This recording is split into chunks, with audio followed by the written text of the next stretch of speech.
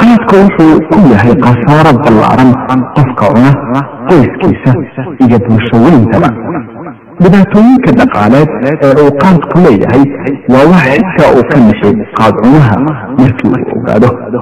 qaadkuna waa dayicid maalka iyo baabi'intiisa, bal waa maal lagu soo iibsado sun bilaa ah. waxaana dhacda in rag badan ay xaasaskooda iyo carruurtooda wax ay u baahan yihiin ay ku bixiyaan qorigidda ah waa qaadka ah. bal waxaa laga yaabaa ragga qaar inay wax baryaan ama boodaan ama xadaan si uu qaad u helo. walaalle, haddii uu qof caawaysto inuu dad qabadsiiyo maalin walba 10 shilin isagoo ku faraxsan, waxay dadku ku sheegi lahaayeen waali iyo inuu yahay qof u baahan in la daweeyo. bal ka warrama qof lacagtaa iyo ka badanba ku guba qaad iyo sigaar maalin walba. walaalkay gacalka ahu, madiinaysa inaad ogaato dhibaatada dhaqaale ee qaadka. waxaynu kuu soo gudbinaynaa halkan tirikoob lagu sameeyey qaadkii dalkeena galay iyo qarashkii ku baxay. waana caddayn dhaqdhaqaaqay ganacsi ee qaadka 5 sano ee ugu dambaysay. waa laga soo bilaabay sanadkii 1989 ilaa 1994. tiradii qaadkii soo galay Soomaaliya iyo Jabuuti waxaa lagu qiimeeyey lacag ahaan 961 milyan $735,624. maalkaasi oo dhan wuxuu gacanta u galay gaaro xarigga laga furtay oo dagaal dadban nagula jirta oo inay midoogaan ku talagalay.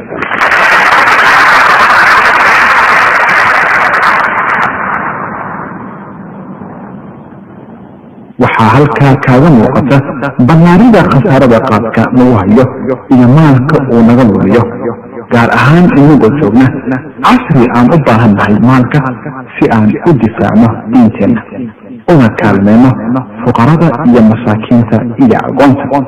una dhisano masaajidyo, malcamado, dugsiyo, macaahid, jaamacado, isbitaallo, una gaarsiino biyaha iyo korontada iyo taleefanada iyo rugaha caafimaad tuulo kasta oo dalkeena ka mid ah. haddii qorigiisa ah oo qofnimadaada caafimaad sidaa u qiimeeyo, wax badan buu khasaaro dhaqaale kuu sababaa. si kooban, isaga iyo inta la xiriirta waxa aad ku iibsato ama aad ugu qaadato inta dhibtiisa kula dugaashata. waa heer qof ahaaneed oo u sii gudba heer qoys. marka aad dhaqaale qoyskaagu u baahan yahay aad qaad ku qaado, ilaan waa qaade, heer ummad buu khasaarihiisa dhaqaale u sii koraa oo hantidii qaran loo qoondeeyey buu deeligiisa sababa. u dambayn heer adduun, isaga iyo waxyaalaha la midka ah, saboolnimada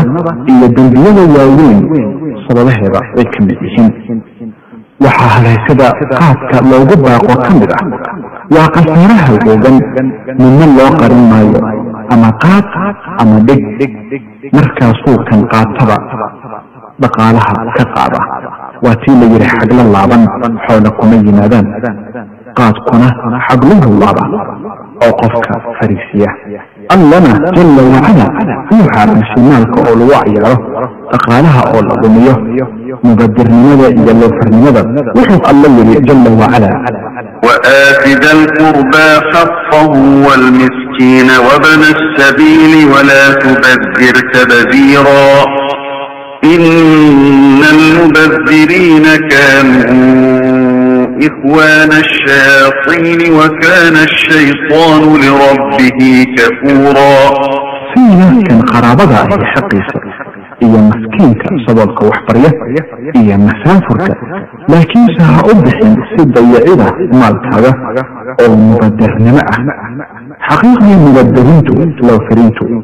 وولا لها الشيطان مضى شيطان كنا ومد أبد كأبال دعاه تبجيه. وحكى له الله جل وعلا: وبني آدم حملتكم عند كل مسجد وكلوا واشربوا ولا تسرفوا إنه لا يحب المسرفين. إن آدم قد تقرفين إن أدحركان لكن ظاهرك markii aad tukanaysaan iyo markii aad ku dawaafaysaan kacbada oo ina oo cadda laakiinse waxaa ku luminina israafka xadka baxa hubanti isagu alle ma jecla musrifiinta labada aayadoodba waxay muujinayaan inay xaaraan tahay in lagu bixiyo maalka waxaan faa'iido lahayn qaadkuna waa tabdiir iyo moofirnimo iyo ku bixin lacag wax qofka dhib u geysan oo xaaraan ah abu hurayra allaha ka raali noqday wuxuu yidhi nabigu sala allahu calayhi wasalam wuxuu yidhi قال إن الله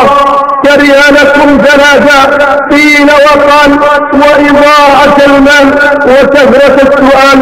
رواه البخاري ومسلم alle idinlama jecla ku tiri kutaynta iyo baryada badan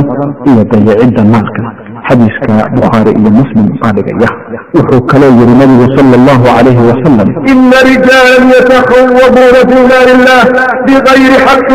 فلهم النار يوم القيامة waxaa jira dad maalka alle sharci darro ku qaata ama waxaan sharci ahayn ku bixiya kuwaasi waxay yeelan doonaan naar waxay yeelan doonaan naar waxay yeelan doonaan naar qoraygi da'ye waa qudgoon iyo qadfi ayar wuxuu qaad ku yahay qodob caafimaad waa kii qariba qofnimada waxyeel waa qahar darxumo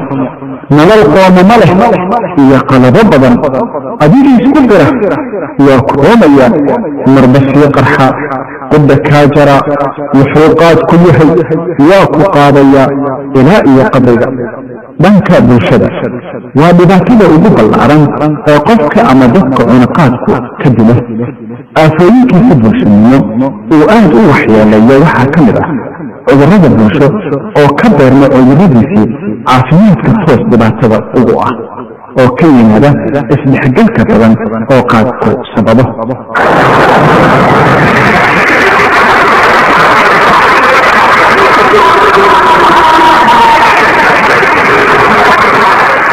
badihiisa dhaqaalaha ka soo jeeda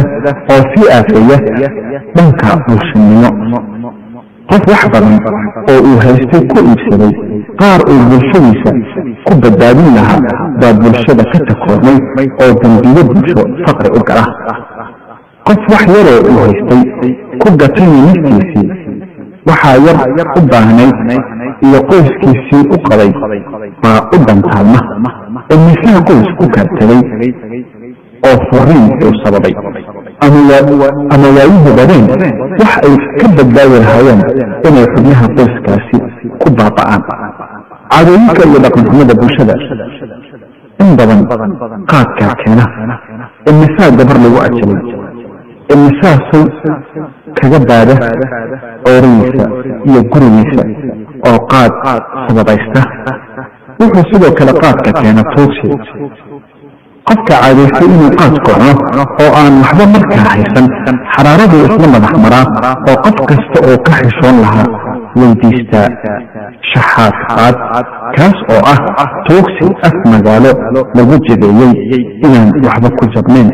waxaa ka sii daran qaad tuugsigaasay ku tagaan oo joogto u noqda oo bulshada kaga takoormaan kuwo kale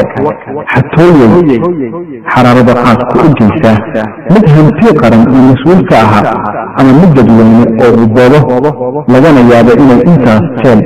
iyo jabo badan u geyso tusaale la yaab leh ee baahi qaad bay noqotay aabbihii isagoo wiil yar oo u dhalay